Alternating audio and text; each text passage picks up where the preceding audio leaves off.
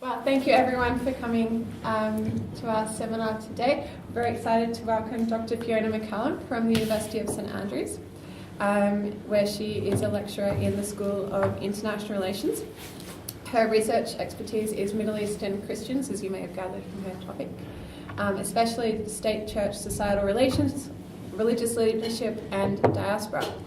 She's the author of Christian Religious Leadership in the Middle East, the Political Role of the Patriarch, and has several roles about the political role that's played by Christians in the Middle East in journals such as Middle Eastern Studies, the Journal of Church and State, and Journal of Religion and Europe, and Third World Quarterly.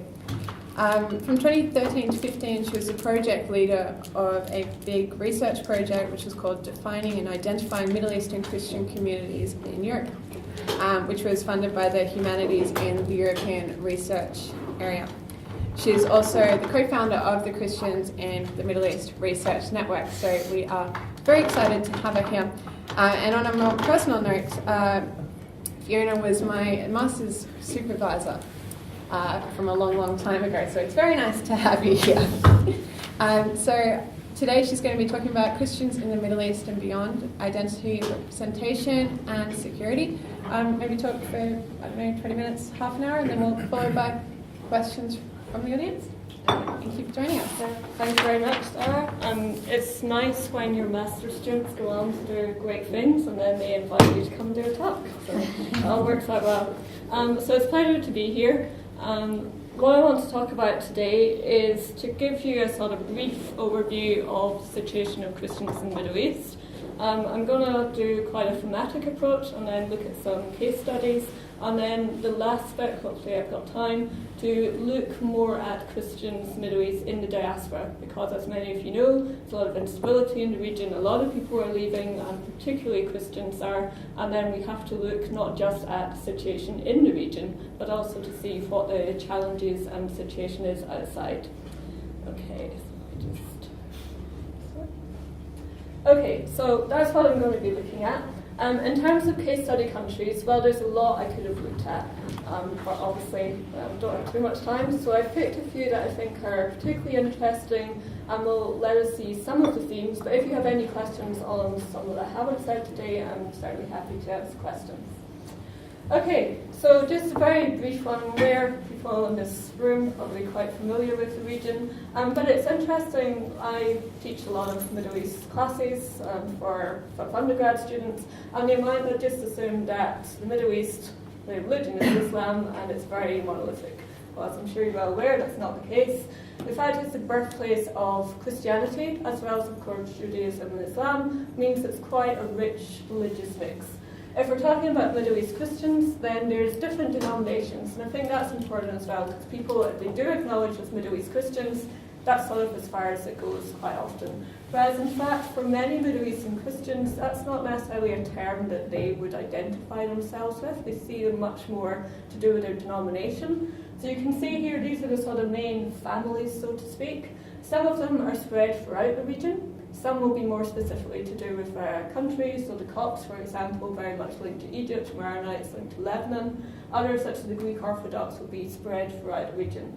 And size, of course, matters as well. So in some, they might be quite small overall, but concentrated in a particular area, such as Lebanon, so then they're able to do more. So you can see on this map the countries where you have most of them. Now, any figures I'm going to give you are estimates. Again, most of you will be aware it's very hard to get statistics that you actually feel are legitimate. So this is based roughly on taking the sort of minimum and maximum estimates. So there's around 12 to 14 million Christians in the Middle East in these countries I've mentioned, and that total population figure is of these countries as well. So it works out about a maximum of 4%. Now, that can be contested, many do, but that would seem to be a fair estimate. Okay, so first thing I wanted to focus on is this idea of identity. So I've already said that Middle East Christians may see themselves in that term, or they may see themselves to do with others. So first of all, this idea of identity, I'm saying this more as social group identity, so the idea that we can belong to different groups. Our identity is multiple and it's also fluid, so it changes over time or to do with certain conditions, and you can be both have a faith identity, you can have a national identity, you might identify as being a man or a woman, you identify as being a member of a family. So there's all sorts of things. So the Middle East very much would be a multi-faith and multi-ethnic region. Again, sometimes forgotten these days, but it's actually a rich mosaic. So thinking of identity for Middle East Christians. So firstly, we can think of religious identity. And the most obvious one is their faith. They are Christian. And in the context of the Middle East, that makes them a minority. Now, the minority term is absolutely loaded, hated by most Middle East Christians. But if we see it as a numerical sense, then they are a minority. There can't really be an argument with that. The problem they have is they see the minority term as meaning that they're not indigenous, that they come from somewhere else. And as you'll see, that's one of the big problems of trying to say we are from this region and therefore we should be treated in the same way. But we also have that denominational identity. And this again, the denominations vary, some of them quite large, some of them can be concentrated in areas, others spread out. But for many, it's their denomination that is really how they would identify first and foremost. Because to be Coptic means you're Christian, to be Maronite means you're Christian, you don't necessarily have to say that. And then as I said, they are indigenous, but there is certainly links to the West because of their religion. Now some of these are more overt, such as the Catholic or Protestant denominations, others that don't have that link with the West, maybe less so, but it's also how they're perceived. They are perceived as being linked to the West, whether they would see themselves as being so or not. So it's that religious identity. But then they also have national identity. So they are citizens of a specific country in the region. But also, being a citizen is one thing, but then whether you actually feel that you belong to that country and that country accepts you as well is a different thing. So the attitudes they have to the state or indeed the nation will depend, understandably, on the history that's happened in that country, but also experiences, both historical experiences and their lived experiences. And then the last one that's important is ethnic identity. And here for some of the Middle East Christians, their denominational identity overlaps with this notion of an ethnic identity. So the most obvious ones would be the Assyrians and the Armenians. Assyrians would say, you can't be an Assyrian if you're not Christian. So you don't, in a sense, again, need to stress the Christian identity because it is coming as given that an Assyrian will be Christian. And again, thinking about state identity, it can be compatible. So you think of Armenians in Syria, they've worked it very well to work with the state in a way that, for example, the Kurds have struggled to have that ethnic identity accepted. But others, it can be seen as an opposition. So for the Assyrians, it was quite problematic under Iraq as well. So the reason I'm highlighting these is because when I go on to the case studies, I'll come back to these themes and hopefully show you some similarities and differences. So another major theme is the political aspect. So particularly thinking of representation, but partly also, the politics, how they get involved. So again, thinking about participation, that is often seen as you're accepted in society. If you're able to participate and you can also be represented, then you are part of that community. Now we have to, of course, acknowledge in the Middle East, vast majority of the countries would be seen as authoritarian. So we have to see that this limits meaningful participation. So a lot of people say, I'm not going to bother voting, I'm not going to bother being part of it because it means nothing. So that, of course, is not something that just affects Christians, it affects many. In most of these states, the constitutions will say that citizens are equal, regardless of religious affiliation. But at the same time, if you look at specific clauses in the constitution, it's quite ambiguous, because most of them will also say that Islam is a state religion, or Sharia plays a role in the legislation, and then once you start with that, then there are problems in terms of equality, because that means that not everyone is being treated equally. As well as these specific clauses, you can also see there are what we can call glass ceilings. So for example, the head of state, prime minister, so the key military positions, you often won't get minorities. Now Lebanon, of course, an exception to this. Lebanon's, in a sense, an exception to all the other countries. Of course, the head of state has to be a Christian, has to be a Maronite under that system. But we can see mostly there's quite poor representation. The only way it tends to work is if there's quotas, and there are a few countries that have quotas, some of them are done quite differently, or alternatively this idea of being imposed from above. So in Egypt, for example, they'll always make sure there's a Coptic candidate in the cabinet, but then that leads to other problems as well. And a lot of the sort of lower, or not the elite, would say that really this is just tokenism. So yes, you can say, okay, there's a Christian in the cabinet, but are they actually campaigning for the community, or are they there because of their ties to the regime, and they're not really going to do things that will help the community? And then historically, Christians have been involved with leftist parties. Some of them would identify as communists, others sort of more socialist, and this has often been seen as the sort of main opposition. And one of the reasons this was popular was because there was support of secularism. Secularism, from a Christian perspective in the Middle East, is seen as a way of not having Islam being central to the state, and therefore would give them more security and equality. But at the same time, they're also seen as supporting authoritarianism. So if you think in Syria and Iraq, we had the Ba'ath parties, Christians were quite supportive of that.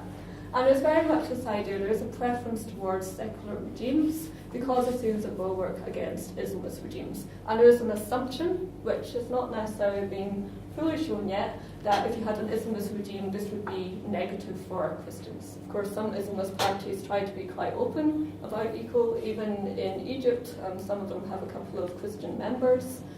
So it's not as straightforward as that, but for many Christians, they do see that Islamist parties would be a threat.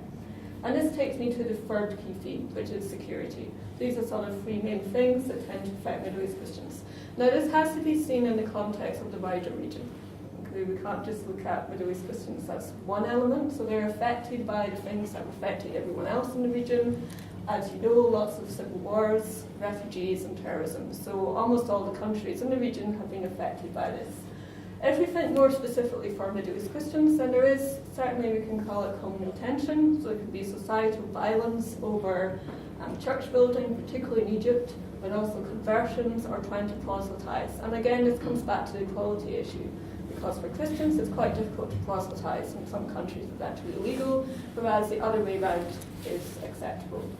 And again, thinking how it affects lots of people, not just Christians, is the lack of future prospects. A lot of the reason people migrate is because they want a better life for their family and they want to escape the instability. And if we think of the state response, often it's reactive. So rather than thinking about how can we stop things or resolve things, it's really just responding when something has happened. And often a lot of the issues are seen as security ones only. So rather than saying that maybe the issue of equality is at the heart of it, or why do people think it's okay to do something, they tend to just focus on, this happened, let's stop this violence, and then move on. And you can see some of the recent events which have affected security. So the Lebanese Civil War is one that's still important, and also in Egypt, but then much more recent ones would be the Iraq War from 2003 onwards, and of course the impact of the Arab Uprisings, which in a sense leads to Islamic State as well. So that's a sort of very brief understanding of some of the key themes. So now to explore some of these themes by looking at some of the different countries. So Egypt, I'm sure if many of you were to think about Middle East Christians, Egypt would be one of the first you think of. So I put some figures up there again. There's a huge debate about how many there are, but 5 to 6% would seem to be fairly realistic. But the vast majority of them are linked to one church, the Coptic Orthodox Church.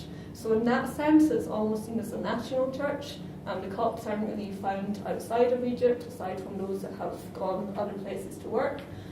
They are found throughout the country and in all economic classes, and I think that's important because, again, there's sometimes this misconception that all Christians are well off and do well. Fair amount do, but there's also, certainly in Egypt, you will find them in all levels of society, some of the poorest areas as well.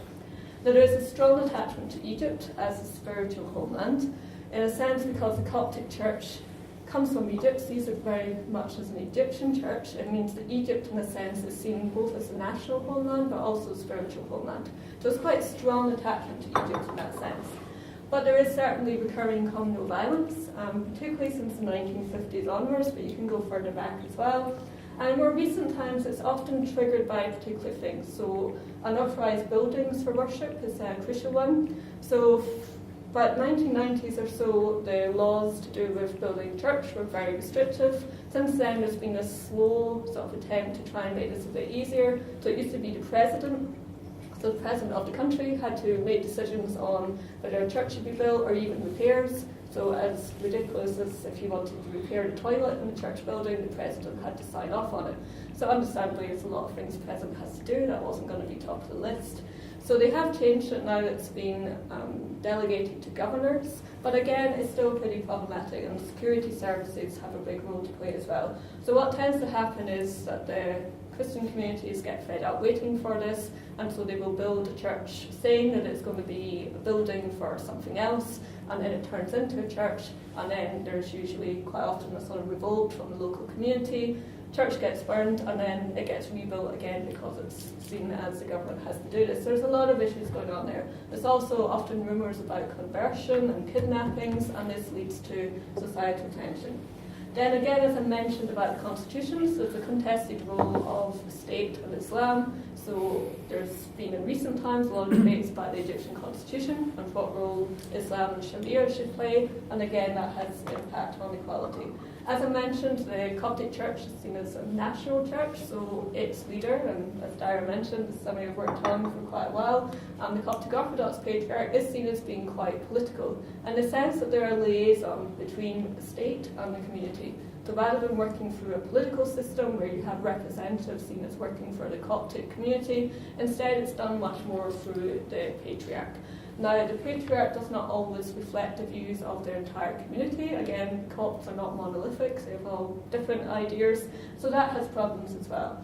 And then the government response generally tends to be, if something's happened, they will talk about reconciliation and the good old rhetoric of national unity, but they very rarely really try and deal with the underlying problems. So that's the situation up to 2011, and then seeing what's happened after that. It was seen as potential to really make a change. So for all Egyptians was this idea you could talk about being a citizen, that actually would mean something, that there could be political participation. So there was the idea you could renegotiate what citizenship meant. It was actually something that as a Copt you could now fully take part. But as you will know, there was continuing violence, there was also radicalisation of the youth, and we can very much see that it's a sort of protest environment now. So in 2011, some Copts were definitely involved in the protests. There's pictures you can see here of priests and some individuals, but at the same time there were also quite a lot that were concerned about what was happening. Again, back to this concern, if you had a revolution, who is going to take over and what's that going to mean for the Coptic community? So there has been this sort of protest environment. Again, we've seen more of these communal tensions. So two ones in particular was the church burning, which you can see here in Mbaba, but started with a rumour, which was false, about a Muslim woman being forced to convert and kept away. And then also we've had the Maspero massacre as well, which is another crucial one for the Copts in terms of their relationship with the state. This was basically, they had a protest because they felt the state TV was fairly biased against them. So at this time, protest is happening, so they were having another one. They got attacked a bit during the protest, and then they arrived at Maspero, which is the TV station, and it's disputed what exactly happened, but what we can see is that government army troops basically ran over some of the protesters, and a fair amount were killed. So this is very much used in the rhetoric of the Copts of being, continuing this idea of being martyrs. So as you probably know, the Islamist President Morsi was ousted in June 2013. Now this was very much, again, more protests. The army led this. There were a lot of Egyptians supporting this. But what's happened is that the Copts were basically scapegoated because of it. So the Coptic patriarch was seen as one of the ones very involved in agreeing this. And then basically a lot of churches were attacked and individual Copts killed. Sort of based that the reason this didn't happen was because the Copts were against it.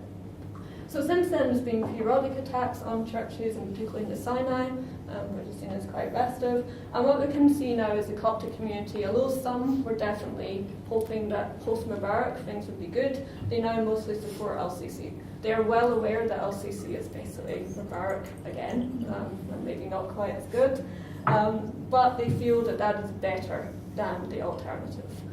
So it's a sort of mixed reaction. The idea, again, you have to go back to the church. The church is the only ones that are going to be able to liaise with the state.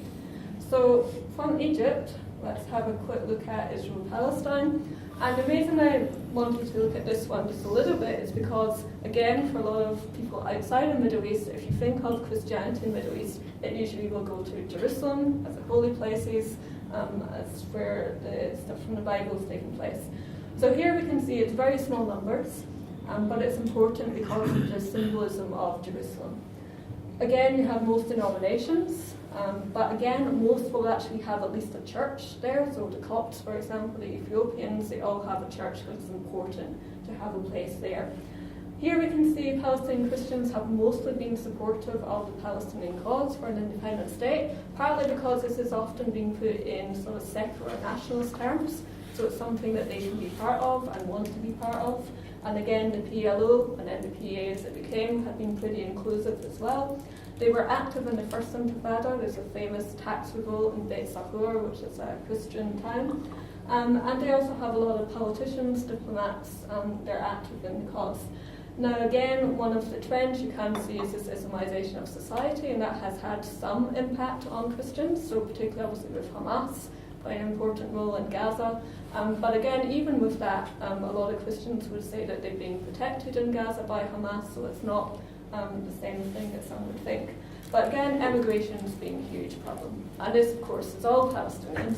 But the thing with the Christians is because the numbers are so much smaller, that if you have, say, 100 Christians leave, that actually makes an impact on the community that's there.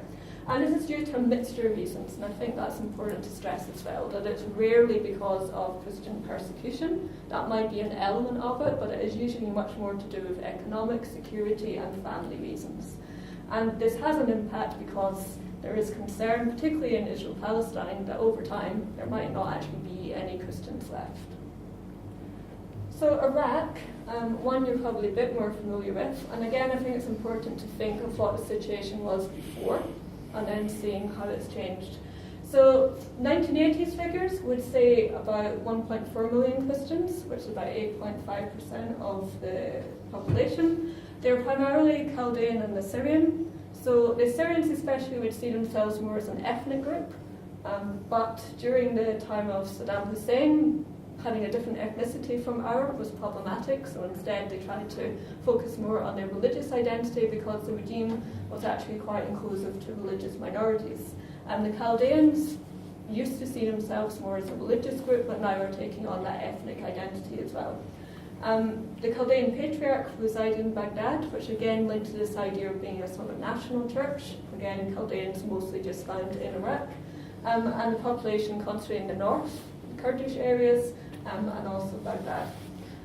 So it can be seen under that regime that it was fairly positive communal relations. So that's not, of course, to forget what that regime was doing, the brutality of it. But what you hear now from many Iraqis, including Iraqi Christians, is that, yeah, Saddam Hussein was bad, we didn't support him, but we'd have him back any day than what we have now. So it comes back to the security question, that security is really what people want, and if you can't provide that, then they're not really interested in having their rights or democracy or such things. That security has got to come first. So if we contrast that with 2003 onwards, then you see, in contrast to the Ba'ath regime, there was direct targeting of Christians because, again, they were perceived as being linked to the US and other allies that had invaded Iraq, that they were Christian powers and these were Christians, so they're linked. So you had bombings of churches and Christians were also kidnapped and killed.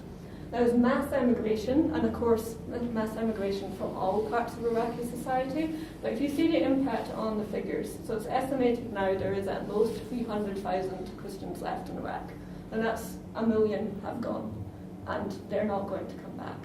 So it has a huge impact on the country. In the new government system, they do have political quotas for Christians, and that's seen as a way of at least ensuring that there are some, but it's not been too successful. And then, of course, we have the impact of Islamic State, which reinforced just if some were starting to think, well, maybe we do have a future in Iraq, then you had this situation where, again, more were killed and expelled from areas. So Karakosh, for example, had been a Christian town for centuries, and they were expelled from there. Churches and monasteries destroyed, and then you have refugees. Now, there are some returning, but it's going to be very hard, and most, by this stage, have now settled elsewhere and feel that their neighbours turned against them, so how can you trust being back again? So Iraq, I'm afraid another depressing one. Algiers is pretty depressing, I have to say. But yeah, Syria. Interesting to see the similarities with Iraq as well. So again, you had about 7 to 8% of the population, so about just under 2 million. Most were actually Greek Orthodox, but in saying that, there was a lot of other denominations as well. You have 3 patriarchates in Damascus, or just outside it, so important in terms of relations with the state as well. And Syria is interesting because it is made up of multiple communities. The Sunni population is the majority, but only just, and you have lots of other minority groups. As you probably know, of course, the ruling Alawi minority, because you have a minority group in power, that also sort of impacts on the way they deal with other minorities. And under the Ba'ath regime, again, you can see Christians relatively had the same rights and freedoms. There wasn't really much different with them, but again, it's in the context of the authoritarian Ba'ath state. So if you're against the regime, then you're going to be targeted, but you will be targeted because of that, rather than because of your religious identity. So if we look at the impact now, we can see once the uprising started in Syria, and it was very slow, it took quite a while, it went through different stages. It was a sort of peaceful uprising, then it became more violent, partly due to the regime policies as well. We can see that, like in other countries, the church leadership generally supports the regime. Now why? It doesn't mean that they think the regime are great, but they reckon that it's better than the alternative. They also reckon they've built up a lot of relations with the state. The way the system works means that they have that role, so they also don't want to give up their power. If you went to another type of system, maybe the religious leaders don't have such a role. So again, you've got to always see that there's agenda from different groups. However, some individuals were also active in the opposition. And again, that's not new. There has always been some, again, attracted to that leftist politics who were against the regime, but with the uprising, more as well. But then, because you had the increased involvement of Islamist actors, everything, particularly a couple of years on the conflict, it certainly has swayed the Christian community to be supportive of the regime. And we can say there has been violence directed against Christians, which again hadn't really happened in Syria to that extent. So churches were attacked, got pictures there, and also these 2 bishops were kidnapped quite early on, and although people assume their fate, it's not actually been made known yet. And then Islamic State, again, the same sort of thing. So just like Iraq, we have refugees now to Lebanon and to the west, and it's estimated about half of the Christian population has fled. And again, they're not likely to come back. So it's an impact on the state. Syria was a very pluralistic state, but if you lose quite a lot of these different minorities, then that's going to make it much more Sunni versus Alawi and Shia, and it's the same in Iraq. Okay, so last bit I wanted to talk briefly, just to show that some of the issues in the region are actually the same in the diaspora as well.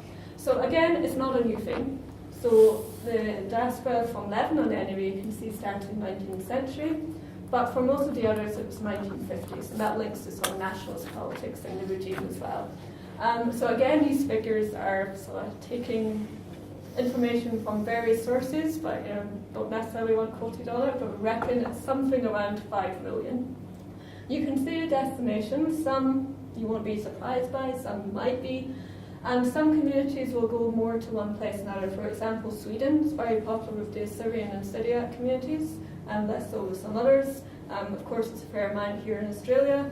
But also maybe South America might be a surprise to some of you, Brazil and Chile especially. And you can see this is Coptic, this map, and this is Maronites in this one. So you can see mostly an overlap for the places that they go to, but sometimes vary. Now, on the whole, a lot of this is student, professional, and labour migration. So people going to study, a lot of them tend to be in the medical profession, so they go for a sort of final study there and then often stay. But there's, of course, refugee flow as well, particularly from Lebanon, Iraq, and Syria. And what they tend to do, like any diaspora does, a migration group, once you get there, you need to build your community. The church is the focal point of that, so the churches get built, and then you start to develop that community. And because of that, it tends to be denomination organisation, because the church will be a Coptic church, or a Syrian one, or a Maronite one, so that's how you tend to organise. So there's less this understanding of being Middle East Christians together, and more that there's a Coptic community, there's a Chaldean community. So what are the experiences? Well, it would seem, and I have to say this is mostly based on my work in the UK, with a little bit from Sweden and Denmark as well, but it seems quite similar in other countries as well. So it's strengthened if you're geographically concentrated and you're numerous. So when you're a small community spread all over, then there's very little you can do. If you look at the Copts in the UK, they're focused in London, but they've also spread elsewhere. They're the largest group in the UK, about 20,000, and they've been able to develop quite a lot of churches. So because of that, they're then able to do a lot of things. The other communities are much smaller, and they struggle to do that. We can see a focus on the youth, regardless as to what resources they have, because it's seen if you want to keep your culture and your identity, then you need to make sure the younger generations are open to this. So what you see is the church, particularly amongst the Coptic community, becomes central to that. So they do what you might think is normal mainstream church things, have Sunday school, Bible class, that sort of thing, but they do a lot of other things. They have sporting tournaments, so there's an international Coptic basketball tournament, all sorts of things, and you can see the picture there. But they see it as important. It's a way to keep the younger people involved, and then over time they will become part of the community. They do certainly contribute to society. As I mentioned, a lot of them are in the medical professions, so it is seen they're giving something back. A lot go to university as well. In terms of citizenship, their narratives are strongly that they feel here they have citizenship, wherever that may be, in contrast to the problems that they had in the region. And they will often try and talk about the homeland community and the situation there if they're able to get any links with politicians in their new society. As I've mentioned, you can see these denominational identities are now merging with national identities. So to say you're Chaldean is to say that you're Iraqi, but you wouldn't necessarily say you're an Iraqi Christian. And then there's also strong links to the homeland, but also the diaspora outside the Middle East. So in the UK, a lot of people talked about the Australian diaspora as being important for them because it's much more established, larger, and therefore they sort of took inspiration from it. So last thing I want to talk about really is the challenges, because again, some of them are quite similar to what they face in the region. So again, it's resources. So if you don't have the money, and that leads to buildings, then it's difficult to do all these activities. The picture here is a hall that is done out for the Assyrian Church of the East in London, but they basically have to put this up and then put it all back again on the one day, and therefore they can only really use it for the service. If you have small numbers, then that makes it a lot harder.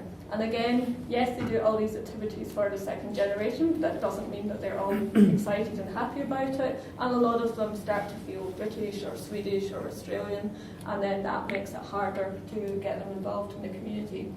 A big issue is the lack of awareness from state and religious bodies. I'm talking particularly about the European context here.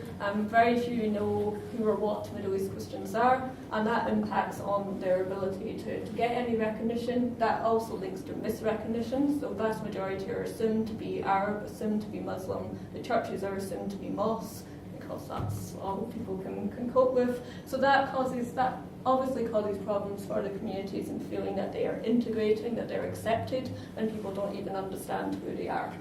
Also, we can see that it's quite a hostile society now towards migration, particularly in the UK, but other countries as well. And this, of course, makes it difficult when, by appearance or by what you do, you're seen as being different. Then adapting to Western societal norms, a bit easier for younger ones, but also an issue about is that something they want to do. So I've just recently published a piece on their attitudes towards secularism in the UK, and very much this view they felt coming from the Middle East, a Muslim majority society, going to the UK, a Christian majority society, a Christian country, and then their experiences would say to them that it's not. So they've struggled a lot with that. And then also the impact of the homeland situation. So particularly Iraq and Syria, we were interviewing a fair amount of Iraqi Christians, and of course they're saying, well, now all that matters is knowing that my family are safe in Iraq. So that impacts on their ability to sort of leave the Middle East in that sense, and sort of a feeling that you never can because these things are still happening, and of course many want to be involved. So my last slide, just to sort of bring this together. So clearly violence is still seen as a security concern. It still happens, but it's not seen as linked to the wider issues about equality or recognition. And in order to deal with a security issue, you really need to deal with the underlying cause. Because of the lack of democracy in the region, it means that Middle East Christians, like other minorities, tend to support the authoritarian regime, which again causes problems because then they're seen as linked with one state. There is a threat to Christian presence in the Middle East, and that's a numerical threat. It's through immigration. It means that there's a lot less of them, and it also means the diaspora is a permanent feature. That's not going to change. There's now second and third generations, so it's important to focus on that as well. There is more recognition now of Middle East Christians, but in the persecution context. And sometimes that can be helpful, but sometimes it can be quite problematic for those that are left in the region. I'm happy to talk about that later. And then last things is really there is little interest, and of course there's also little opportunity in returning. And that's something that Western politicians need to understand. They always talk about refugees returning, but there is very little interest or even ability to do so.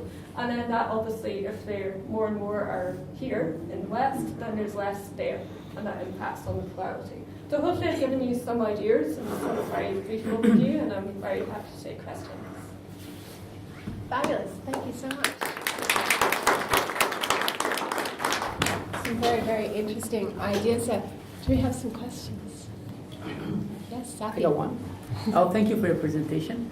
I was actually interested to know your opinions, or maybe some of your ideas in regards to the relationship between the minorities, especially the Christians, and these authoritative regimes in the Middle East. So historically, they have been protected by some of these authoritative regimes in Syria and Iraq and Egypt as well. So that kind of gives some, especially during the Arab Spring, and so in a sense minorities or Christians being protected by the states, or they also support in a sense these authoritative regimes. How much does that impact on their relationships outside? Because from my experience, and I was living in Qatar until 2 years ago, I could see some, in a sense, tensions between the, let's say, Maronites, the Christians in Syria, who moved to, some of them, they moved to Qatar, and also the Sunnis that existed there, because they believe that because they supported the government and because their support, in a sense, even on social media, sometimes you find them. So there are also like some tensions between these communities. What do you think about that? Because we keep talking about this national identity, but of course, because they, in a sense, support or advocate for like Assad being still good and better than the alternatives, no, but not all Syrians, they share the same opinion, and same thing in Iraq as well. Yeah, I think it's a big problem. We did in the project try and get an idea of what relations the Egyptian or Iraqi Christians had with other Egyptians or Iraqis, and then there seemed to be none, and there wasn't any wish to do so. So it was very much all sort of organisations would be Christian, Coptic or Iraqi, so again through the church. If they did get involved in anything else, it was more likely to be Western organisations that were focusing on Christians in the region. So they would get involved in like Open Doors and that sort of thing. But there seemed to be very little involvement with, it would be, oh well, my neighbour, or if I go to this restaurant and I'll talk to them there, but they're not my friends, and I wouldn't get involved with any pan-Iraqi or pan-Egyptian. At the time of the revolution, and particularly, so basically 2011 to 2013 for the Egyptians, there were a few, but they were very much a minority that were trying to work as Egyptians, and then that sort of fell apart by the time it got to 2013. So I think it is a problem, definitely. There's very little interest on the part of Middle East Christians, certainly based on the findings that we did, to really get involved in national politics in that sense. Very few, they started, they said 2011, yes, that was the first time I went to vote, but then after that it's like, well, nothing changed, it's not a problem anymore, so I don't need to bother. So I think the few that are engaged, some of them, of course, are engaged on the side of the regime, which then causes problems, and the communities themselves are split. The dominant view, and the view that they will tell you happily, is that the community doesn't really get that involved in politics. They just want security and that sort of thing, and whatever government is going to provide that, they will support. which happens to be authoritarian states. But you'll get a few sort of dissenting minority views that will say, well, yes, maybe in the short term we might have problems. If you think of Egypt, the Islamist regime there, there was, the worst violence was when it was the army in charge, not actually the Islamists. But what's interesting is the Copts, the narrative now is that Masferal happened under the Islamist regime. It didn't, and there's many facts to show this. But if you speak to any of them, they will say this is what the Islamists did, and this is why we had to stop it. So it's interesting to see there's this clear narrative that Islamists were always a concern, and understandably with some things, but it's very much being sort of buying into that narrative without necessarily looking at the fact that the non-Islamist alternative is not that great either. But the fact that they're not targeting Christians, that's sort of seen as the main thing. Which is why they turned against Mubarak, because Mubarak was no longer really providing security. So I hope that sort of answered your question. Other questions? Yes, Islam. Are these Christian minorities targets of conspiracy theories in the Muslim majority countries, as puppets of the West or fifth column? And another question, in the diaspora, what are the relationship between the majority Sunni Muslims from Syria, let's say, or Iraq, and these Christian diaspora communities from the same country? And another question, any sender governments interference with their affairs in the diaspora, any persecution, any meddling with their affairs, or setting or mobilizing the majority Sunni Muslims against others? Okay, thank you for your questions. Regarding the conspiracy idea, yes, you can definitely see with Egypt, if I take that one, even long before the uprisings, there was always issues about that. The idea that Copts were loyal at home. As soon as they went out of Egypt, they became disloyal, and they were talking about all the problems. And that links to what I hinted at just at the end there, is that there is growing interest in Middle East Christians from the West, particularly from evangelical Christians, and that gets a bit murky and linked with other groups that's sort of problematic, again, in the region. So that has existed, and there's always been the case for the Coptic Orthodox Church. Certainly the leadership has always been clear that they don't want any external intervention. Everything is fine, and if it's not, we'll fix it, sort of thing, rather than all you do is cause problems. So that's still something that you hear, particularly with sort of 2013, because they were definitely scapegoated. They were seen as, one of the reasons why the Morsi regime didn't continue, ignoring the fact that there were a lot of other people that didn't want the Morsi regime to continue. So from that point of view, they do still feel that they're easy targets, and they need to be very careful that they're not seen as being disloyal. Again, it comes back to just with Iraq as well, that Christians, by the very name, they're Christian, that is now linked to the West, although of course, as they would argue, it came from the Middle East. But because just as Middle East Christians see the West as being Christian, and were very surprised when they arrived, and it didn't seem to be that way, it's also similar that the Muslim majority population usually sees the West as being Christian as well. So in that sense, they become linked, although the reality is that there is very little link at all. And that goes back, even back to the missionary days, where there wasn't much link, and those coming in from the West did, frankly, quite a lot of damage. So the conspiracy, is still there. In terms of relations with the Sunni Muslim majority, and particularly government interference, so there's very little interest from the Middle East governments in these diaspora communities in general, to be honest, and even less on the fact that they're minorities within it. So we did speak to, or we tried to speak to, some sort of consulate or embassy representatives in the countries we were working in. Most didn't want to speak to us, one or two that did. It was the usual story of, we're all Egyptians together, and we don't differentiate between Muslims and Christians. The church leaders in these, in the UK, let's say, it's what I'm more familiar with, they do try and have good relations with the embassy, partly because, again, a fair amount of their community are back in the homeland, Also, it helps, if you're going to have the Coptic patriarch visit London, then it's good to have good ties. Some of the priests are definitely seen as being pretty supportive of the regime. And again, this works at all levels.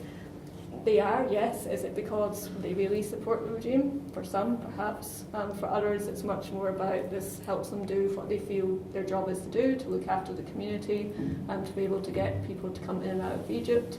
So there's not any interference as far as I'm aware of in the countries that I've been working in. I think there's a possibility of that if it was seen as being helpful for the regime. So for the Syrian government, for example, they do see at the moment anyway the Christians being supportive of them. So it wouldn't be too helpful to sort of be doing anything against them. But again, because the Christians become more linked with the regime, it means that these opposition groups are likely to see them just as attached to that. Where in reality, it's not as straightforward as that. There's still a lot of Christians, particularly in the diaspora, who are anti-regime. Thank you. Yes, Sarah. That's interesting. My question is about the relationship between the Christian minorities in Syria and Iraq after the mess that came with the war in Iraq and the mess that came with the Arab Spring.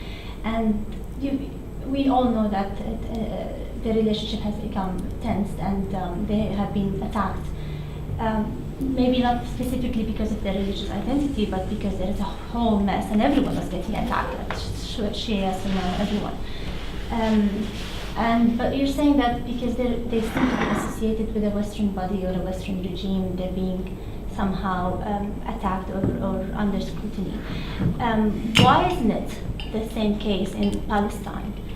In Palestine, Christians are in solidarity with Muslim Palestinians against the Israeli occupation. So although Israel is considered to be part of the West, so why aren't they associating themselves with Israelis? Because they, to some extent, associate themselves to a Christian West. So can you explain to me why didn't this happen in Israel? So I think the Palestinian case is often seen as different. So just as Lebanon is quite different for understanding the role that Middle East Christians have, Palestine also very different. If you look at the history, the Palestinian Christians from the beginning have always identified, in fact they would argue they were one of the first to acknowledge that the Zionist migration was happening and the threat that had to the area. So they would argue that from the beginning, they've been involved, they've fought for the cause, so in that sense they sort of are seen as legitimate. And also perhaps because there's another other, so they can unite against the other, which is the Israeli other, backed by the West. So from that point of view, it seems even, I mentioned Hamas very briefly, but even if you look at the writings of Hamas leaders and just recent, I think a year ago, they sort of changed their charter as well. Even in that, you can see that there's not really much focus on Christians as such. And there's a lot of talk about equality. And although, things are obviously hard in Gaza for many reasons, but the small amount of Christians that are still there generally don't say that things have changed massively under the Hamas government. That's not to say that all think that. So I think the Palestinian case is different because of its history, because they have been involved from the beginning, and because, in a sense, the regime that the Palestinian Christians and other Palestinians are supporting, which would be Fatah, PLO, PA, whatever you want to call it, it's not the regime. It's the sort of leading opposition, but they've never had a state.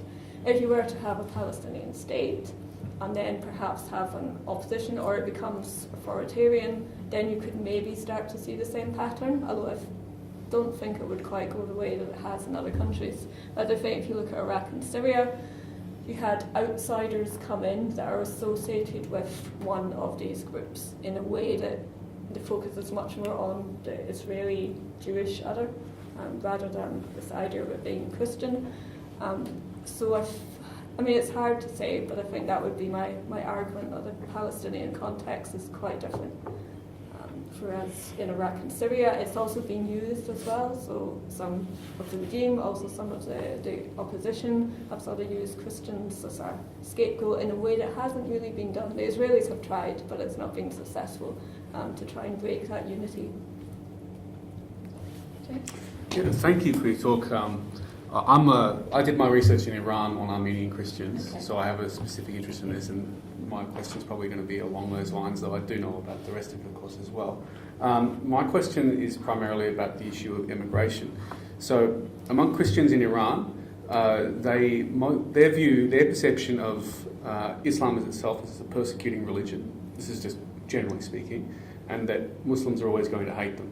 So when they had so in 2010 it was sort of like a not so tense relationship when I did my first fieldwork there, but by 2014 with the rise of ISIS, the expulsion of Christians from Mosul, also the attack by Jabhat al-Nusra on an Armenian district, Kasab, where the Archbishop comes from, I noticed a lot of people who were not thinking of immigrating had started to decide that they were going to immigrate.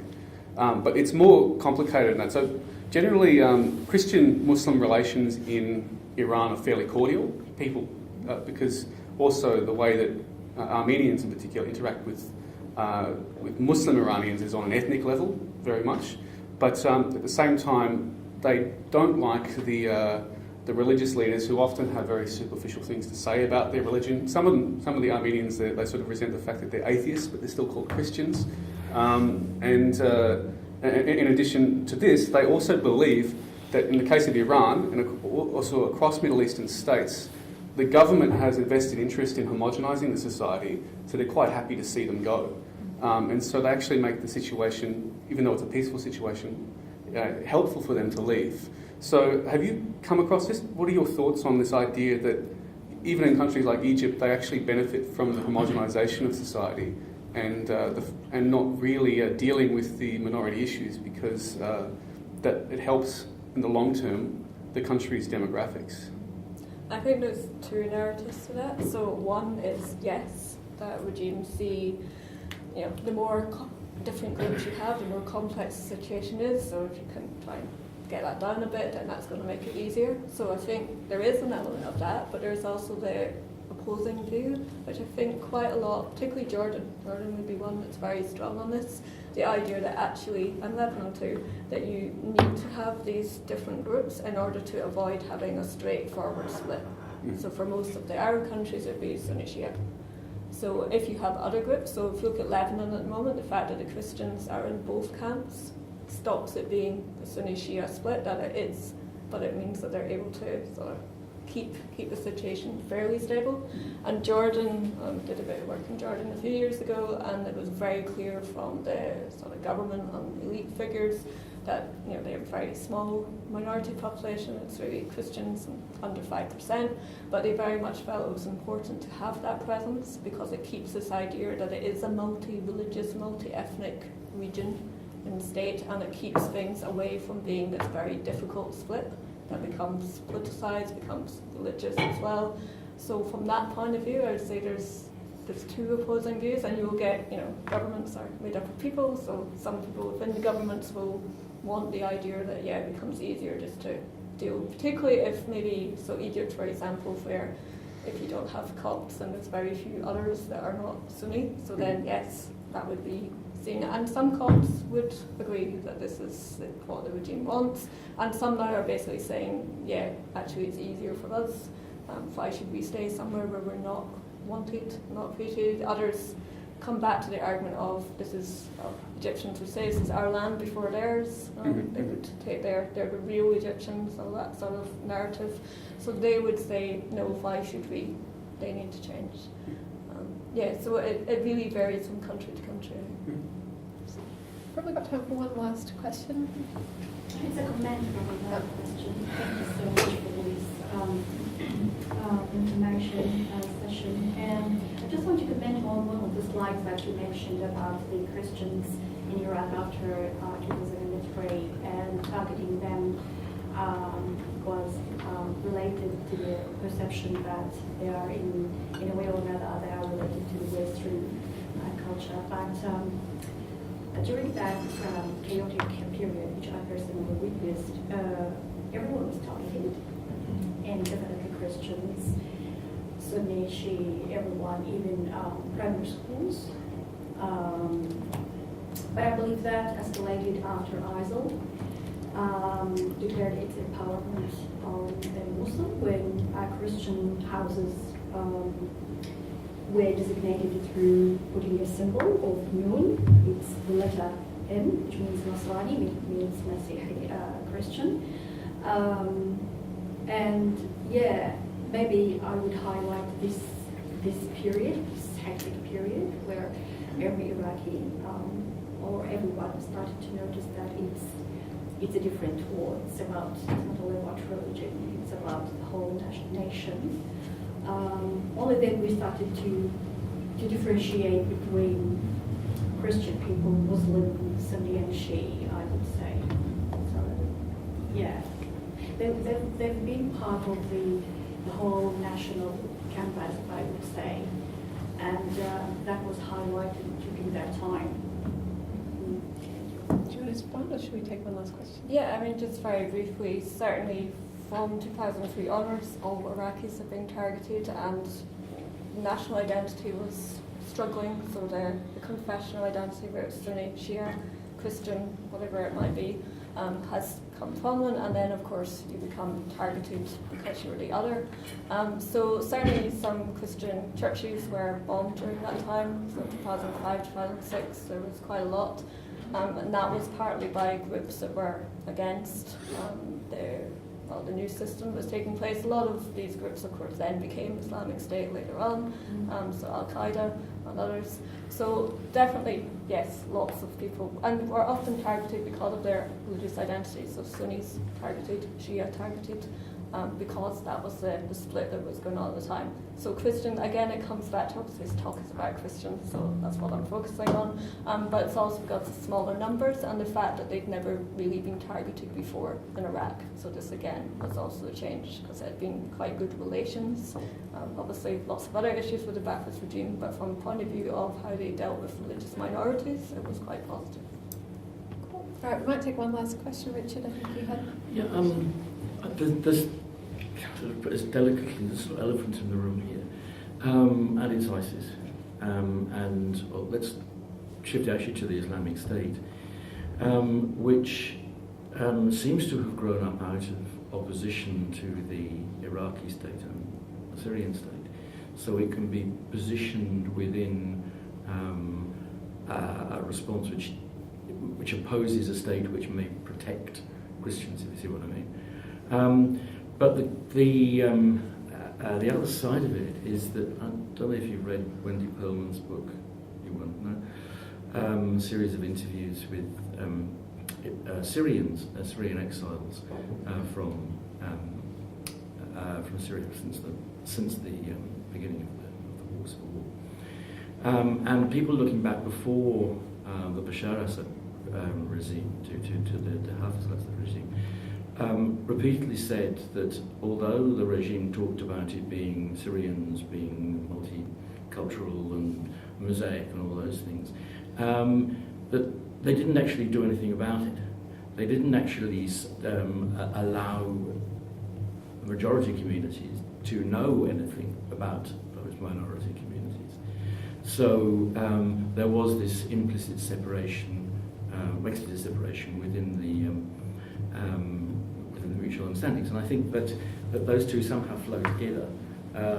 That IS and its various trains that lead into it, coming out of a perception that the government protected the Christians and the government was bad, and therefore the Christians must be bad, and the rhetoric which was not backed up by any knowledge. Those two things reinforced each other. But if you start replacing the local governments with another, even more authoritarian and unpleasant regime, you have to ask where that regime is coming from, what it's doing. And I think that's the sort of the next stage. Sorry. Yeah, I mean, certainly I think if you look at Islamic State, in their attitude towards minorities, or in this case Christians, the main ones they were dealing with, it's coming, they're taking these ideas from their version of the Islamic doctrine of going back to what the Quran says. They're not the first to do it, and no doubt they won't be the last. But if we look at their rhetoric, they were basically carrying through their interpretation of what they understood how Islam would deal with minority groups. And going back to the idea of the people of the book, which for Christians is quite problematic. Again, it comes back to this idea, are you treated as equal and citizens, or is it basically that you're allowed to be living in this area? With Islamic State, they even went further to the extent of expelling them. So I do think that for Islamic State, a lot of people saw it as something new and different, but I'm not sure that it was that different from previous groups that have occurred. It was able to occur because of the instability, because of the breakdown in society, because of the discontent of what had been happening. And yes, some of that links to these governments that are seen as supporting minorities and giving them equality. But I think it's much to do with economic situation, security aspects as well. If the government doesn't provide that, then others are going to try and fill that vacuum.